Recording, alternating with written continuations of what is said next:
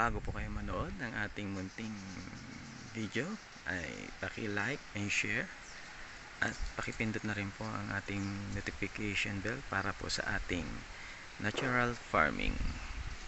Kuyas, narito po tayo sa okrahan.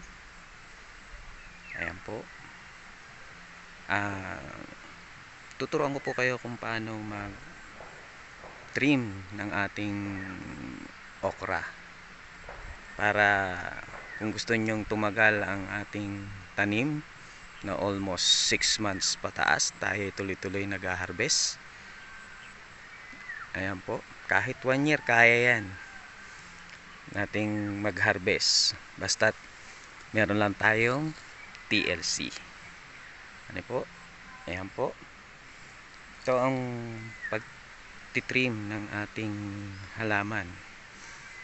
Magtitira lang po tayo ng 6 hanggang 7 dahon mula sa talbos. Ayan po, 3, 4, 5, 6. So hanggang bunga, the rest tatanggalin na po natin yan. Kasi ito po ay wala nang silbi. Kumakain na lang po yan ng nutrient ng ating halaman. Wagkus para mapunta na lang sana dito sa ating bunga yung mga nakukuhang sustansya, hindi po napupunta sa dahon. Kaya natin tinatanggal ang excess na dahon. At sa malinis po siyang tignan, di ba po? Yan. Para mas marami tayong